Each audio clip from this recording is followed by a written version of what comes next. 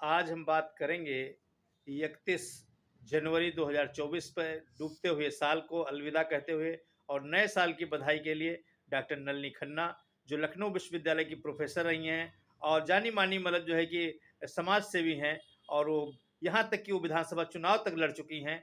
ऐसी समाज सेवी से आज जानते हैं कि नव वर्ष पर वो क्या संदेश दे रही हैं।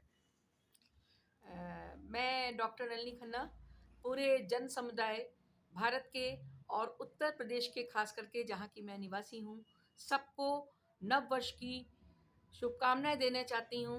और जो पुराना वर्ष 24 बीत गया उसमें जो पुरानी खट्टी मीठी जो भी यादें हैं उनको संजो के आगामी वर्ष जो 25 आ रहा है वो हमारे देश और राज्य के लिए एक उन्नति का वर्ष हो और सब लोग खुशहाल रहें, यही सारी जनता को शुभकामनाएं देना चाहते हैं।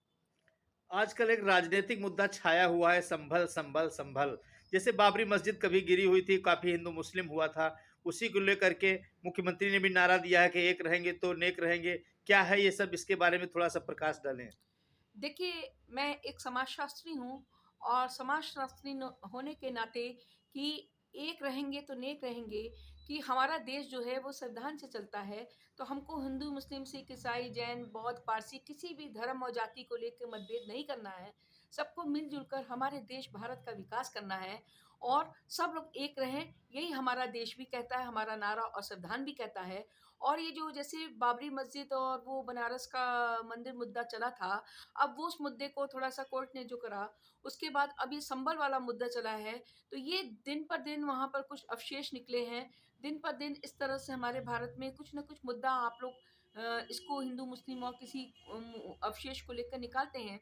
ये सब मुद्दा नहीं, ये सब मुद्दा तो हमारा कोर्ट या अदालत ही तय करेगा। हमको किसी भी मुद्दे को एक भयंकर रूप देके किसी का अभी कितने लोग उसमें मर भी गए, तो इस तरह के किसी के घर को विनाश नहीं करना है, हमको एकजुट होकर भारत का विकास करना है। अदालत के लोग वहां पहुंचे, जो जांच कर रहे थे, और वहां पर उन पर भी बड़ा हमला कर दिया गया, और उसमें भी जनता की तरफ से 4 लोग मारे भी गए। देखिए, ये जाँच एजेंसी का काम होता है कि कहीं पर भी कोई भी मुद्दा उछले, किसी भी मुद्दे पर, चाहे वो बाबरी मस्जिद हो, संभल हो या किसी भी तरह का हिंदू-मुस्लिम दंगा हो या कोई चुनाव में कोई मुद्दा हो, तो जो जाँच एजेंसी जाए या जो अधिकारी किसी भी विभाग के जाएँ, उन पर ना हमला हो, उनकी सुरक्षा की भी ज़िम्मेदारी सरकार को भी लेनी चाहिए और सरकार को निष्पक्ष होकर, हैं, जो भी दोषी उसको सज़ा देना और निष्पक्ष होकर जनता की सुरक्षा करना सरकार का भी दायित्व बनता है। कल से 9 वर्ष लग रहा है 2025। काफी बड़े उत्साह के साथ लोग उसका स्वागत कर रहे हैं। क्या आप संदेश देना चाह रही हैं। देखिए, नववर्ष सब लोग उत्साह से, उमंग से मनाएँ और हमारे नववर्ष में नए हमारी अर्थव्यवस्था समृद्ध हो। हमारे माननीय प्रधानमंत्री डॉक्टर मनमोहन सिंह, जो एक बहुत बड़े अर्थशास्त्री थे, हमारे देश की अर्थव्यवस्था को बनाने में उनका बहुत बड़ा योगदान था। वो हमारे देश से चले गए और हमारे देश की एक नींव हिल सी गई है। उनको हम और हमारी सारी जनता उनको श्रद्धांजलि दे रही है। बहुत ईमानदार, कर्मठ और बहुत अच्छे अर्थशास्त्री थे।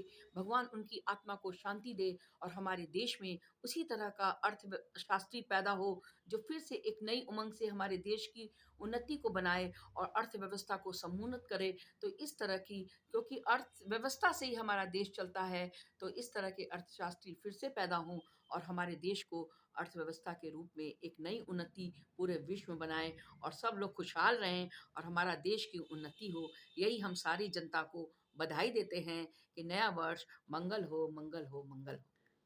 अभी संसद में हंगामा चल रहा है अंबेडकर जी को लेकर के। काफी एक दूसरे राजनीतिक दलों के विरुद्ध एफआईआर तक हो गई। क्या राजनीतिक लोगों को क्या भूमिका होनी चाहिए संसद में। देखिए, हमारे संविधान निर्माता डॉक्टर अम्बेडकर जी एक बहुत ही कुशल प्रशासक और वक्ता भी थे और संविधान उन्होंने ही बनाया, उन्हीं से ही चलता है सब। लेकिन जब से हमारा देश संविधान बनने के बाद स्वतंत्र हुआ है, तो इन सब मुद्दों को लेकर जब भी संविधान में विभिन्न राजनीतिक दल, विभिन्न विपक्षी दल उन मुद्दों को उछालते रहते हैं और उस पर हंगामा करते हैं और लोगों पर, एक-दूसरे पर विरोधी दल जो है वो आलोचना करके आरोप लगाते हैं। लेकिन इस तरह की घटना को हमारा देश को स्वीकार नहीं करना चाहिए और संविधान के अनुसार देश चलना चाहिए और संविधान हमारे देश में सबको बराबर का हक दिखता है और इस तरह से हमारे संविधान के अनुसार हमारे देश का विश्व में नाम होना चाहिए। यही हम नए वर्ष पर सबको शुभकामनाएँ देते हैं और उम्मीद करते हैं कि हमारे संविधान से ये देश चलेगा और सबको बराबरी का दर्जा देके बिना भेदभाव के हमारा देश नए साल में और अर्थव्यवस्था को ऊँचाई पर छुएगा और सारी जनता खुशहाली से और उमंग और उत्साह से नए वर्ष को मनाएगी और नई अर्थव्यवस्था की ऊँचाई भारत का विश्व देखेगा। जय हिंद, जय भारत। बहुत बहुत धन्यवाद आपका।